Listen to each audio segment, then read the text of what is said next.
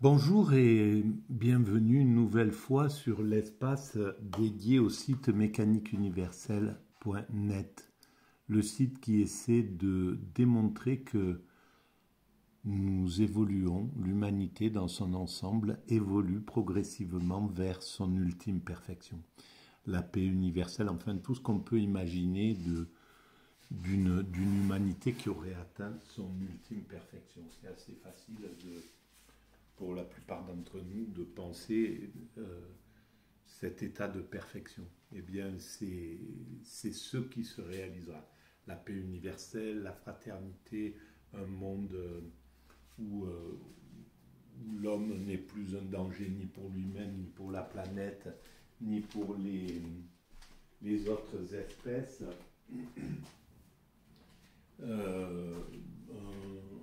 Un système 100% écologique, etc. Bref, toute, tout, voilà, cette sorte de paradis qu'on peut imaginer. Voilà. Donc nous allons dans cette direction-là. Alors, la vidéo précédente, et d'abord je m'en excuse, était quand même un petit peu volubile. Elle a pas vraiment tenu compte de la complexité des choses. Elle était un petit peu révoltée et c'est jamais très bien en somme. C'est pas la meilleure façon de parler des choses. Bien que être indigné fait partie de la vie, mais ça peut se dire avec la voix de celui qui a écrit Indignez-vous, c'est-à-dire calmement, et c'est une chose que je ne sais pas faire, très rarement, je n'y pense pas. Bon, bref. Alors, c'était à partir du livre, à partir de l'article écrit sur Le Monde, par Michel Agier, Filippo Furi et Carolina Kobelinski, des anthropologues qui ont écrit l'indifférence face aux morts en Méditerranée est le signe d'un effondrement en humanité. Et c'est pas effondrement de l'humanité, mais en humanité en fait.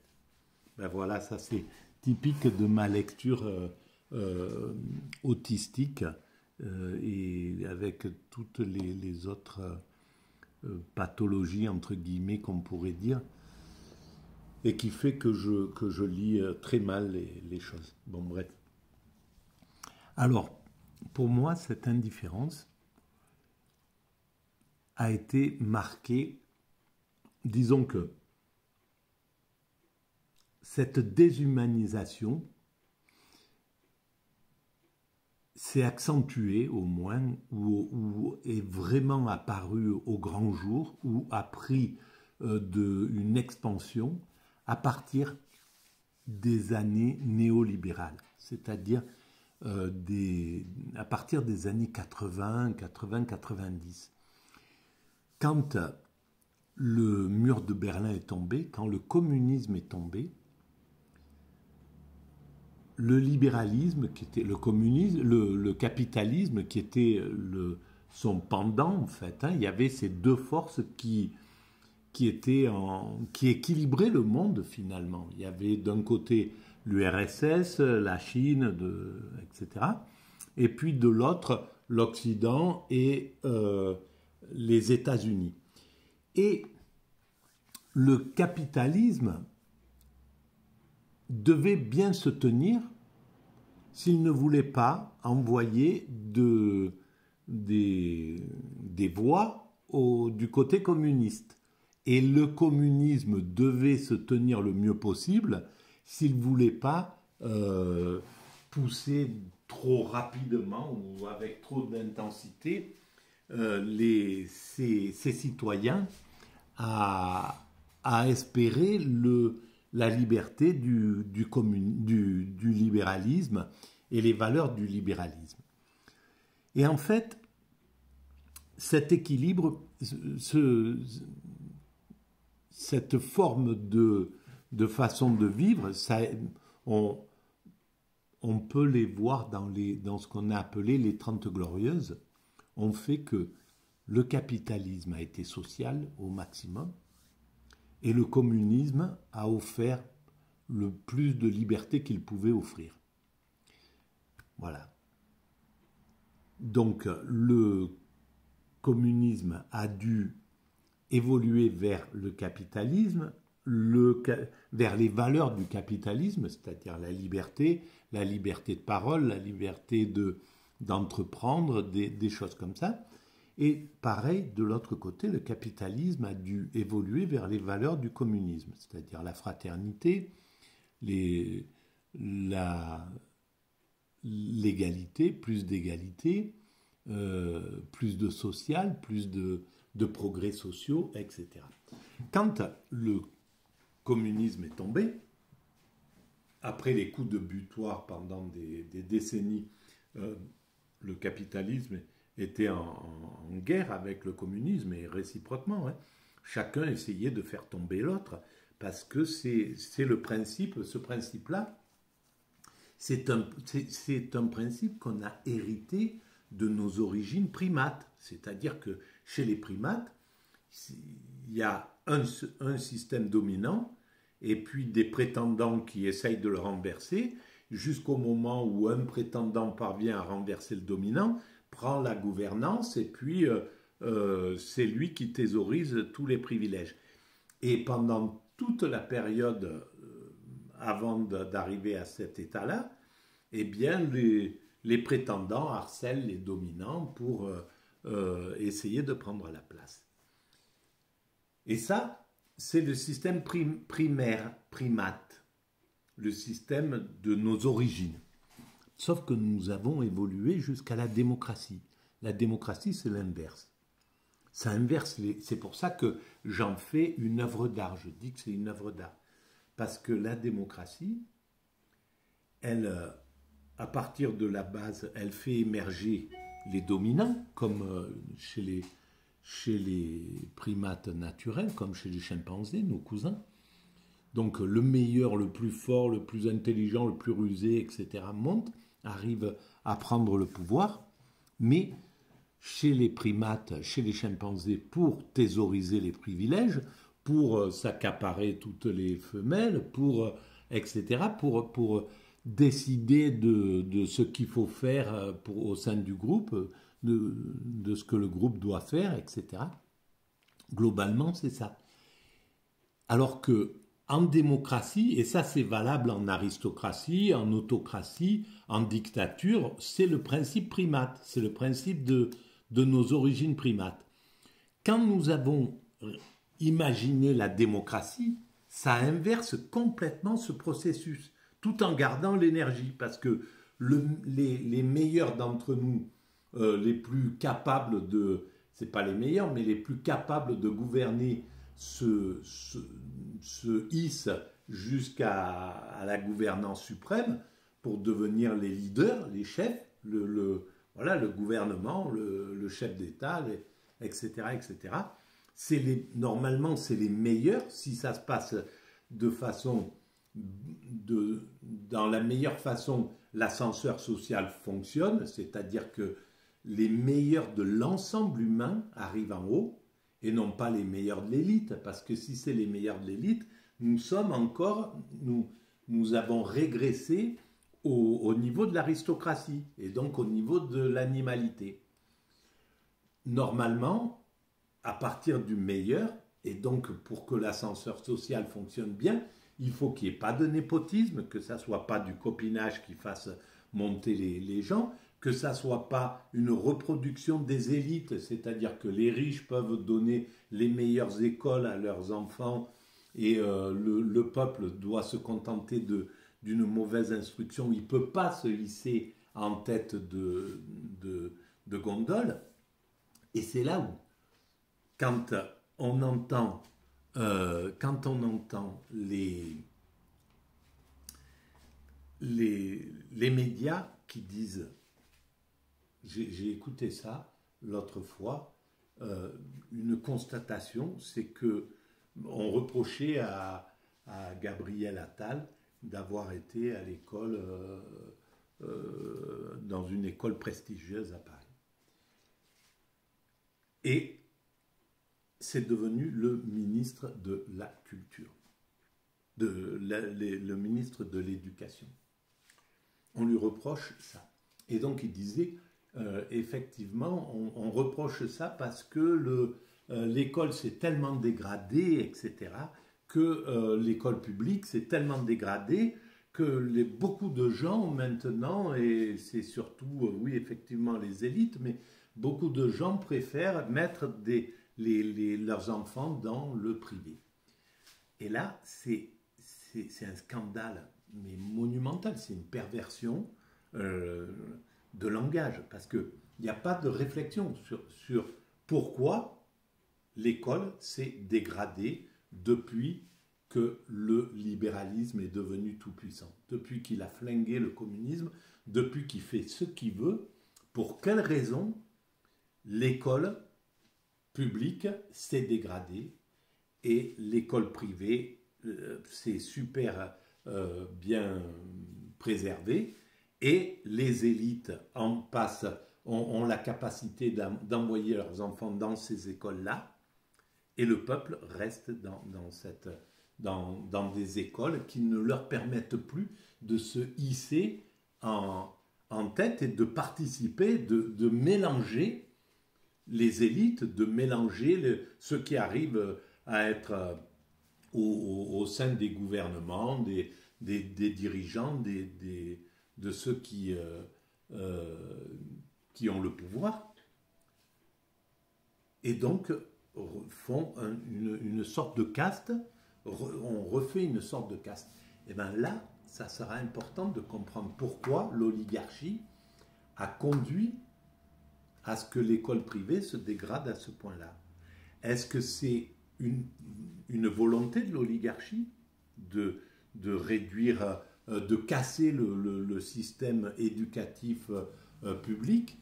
Est-ce que c'est un mécanisme instinctif qui s'est fait inconsciemment sans y réfléchir, en me disant bon, on va partir dans l'efficacité, et l'efficacité, on se rend compte, a détruit l'école, a détruit l'hôpital, a détruit, voilà. Donc l'efficacité proposée par, peut-être c'est juste une erreur, peut-être c'est juste une stupidité de la part de l'oligarchie, qui croyait que en privatisant tout, c'était la clé, qui sont encore sur ces modèles et qui n'arrivent jamais à prendre conscience de leur erreur.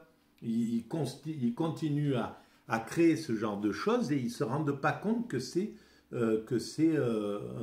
un problème. Donc, en tout cas, normalement, dans une pure démocratie, une bonne démocratie, une vraie démocratie qui fonctionnerait, l'ensemble à partir de l'ensemble du peuple, c'est-à-dire les prolétaires, les pauvres, les riches, les moins riches, etc., un groupe d'êtres humains va faire la politique de l'ensemble et non plus la politique de l'élite. Parce que si le népotisme ou si le manque d'ascenseur social, enfin les deux convergents, font que les élites se reproduisent, eh bien les élites ne peuvent pas penser au peuple. Il faut que ces élites soient suffisamment mélangées, qu'il y ait des gens du peuple qui soient là, qui peuvent montrer d'autres valeurs, dire voilà, il y a non, on peut pas, il faut penser au peuple, quoi, parce que quand on vient du peuple, globalement, on a une autre façon de penser l'évolution, bien entendu. C'est pas pour tout le monde, hein. Il y a des élites, des gens qui sortent du peuple, qui arrivent à passer du côté de l'élite et qui méprisent après leurs origines. Et il y a des bourgeois qui critiquent le système et qui se rangent du côté des ouvriers. Bien entendu, il n'y a pas de choses stéréotypées. Voilà. Mais en tout cas, ce mécanisme-là a été cassé. Alors pourquoi, qu'est-ce qui a fait qu'à partir des années donc 80, quand le néolibéralisme a pris le pouvoir, il a injecté dans la société cette inhumanité. Alors, on a vu qu'il y avait, selon moi, les médias, hein, les valeurs qui étaient proposées par Hollywood, en fait. Hein, c'est ça. Hollywood a thésaurisé toute la visibilité, c'est-à-dire qu'on ne voyait plus les films. Oui, bien sûr, il y en a qui viennent de Chine, d'ailleurs, du monde, mais enfin, globalement, c'est eux qui ont poussé des valeurs. Alors, dans ces valeurs, on a vu que, évidemment, il y a le meilleur à Hollywood et il y a le pire. Et le pire, si on donne, si on permet à l'être humain, ou si on n'a pas de conscience, en fait, que le désir, c'est de faire le plus d'argent possible, donc de faire des films qui vont aller toucher le plus de personnes. Et que pour ça, on peut aller donner des valeurs qui sont, aller titiller le côté voyeurisme ou le côté agressif ou le côté sans... où on stimule la violence, en disant c'est en fait il n'y a pas de répercussion sur le peuple, on montre tout ça, mais en fait ça sert de catharsis et globalement ça ne change pas les valeurs de l'humanité. Mais comme je l'ai démontré dans la vidéo précédente, ça imprègne.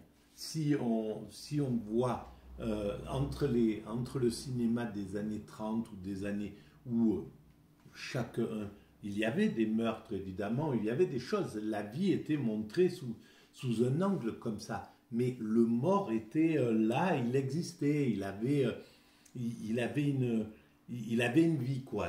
On voyait que c'était un être humain qui était là, qui venait d'être tué, etc. Et la société s'organisait pour punir celui qui... Parce que c'était pas logique de faire ça.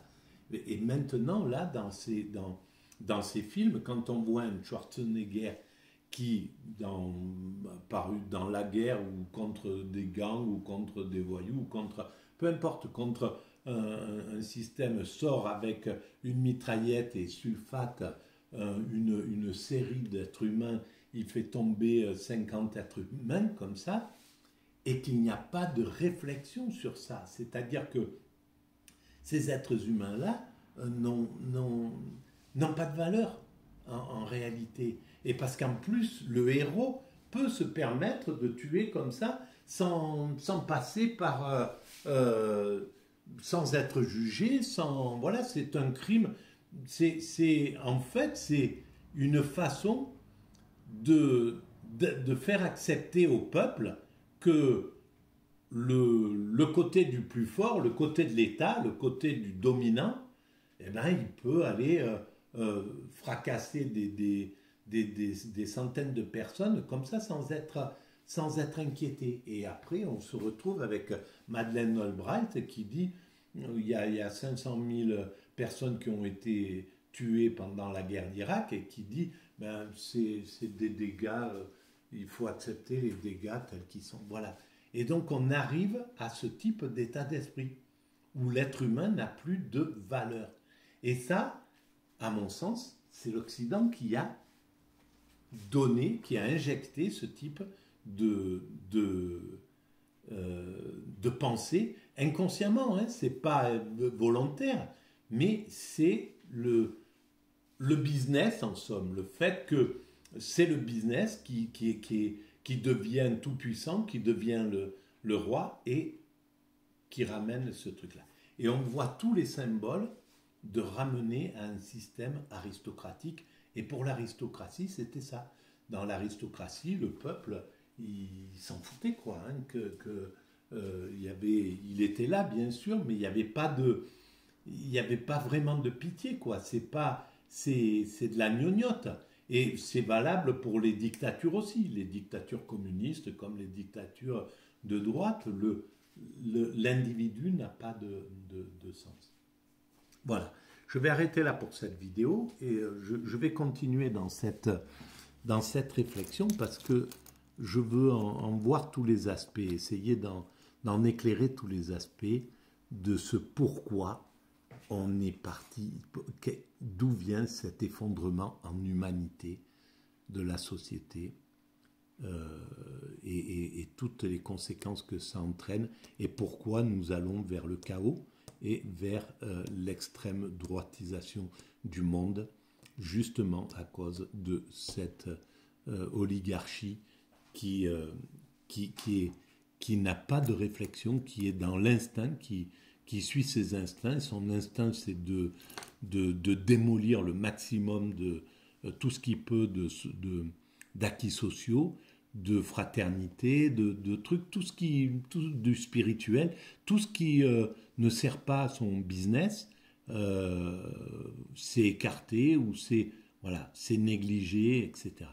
Et ça, c'est ce qu'il faut arriver à faire sortir de... On doit sortir de ça. Voilà. Si vous pensez que ces vidéos ont un intérêt, les pouces, abonnez-vous, c'est gratuit. Vous pouvez aussi mettre des commentaires, j'y réponds systématiquement, et en parler autour de vous et les diffuser, ces vidéos. Merci, à tout de suite.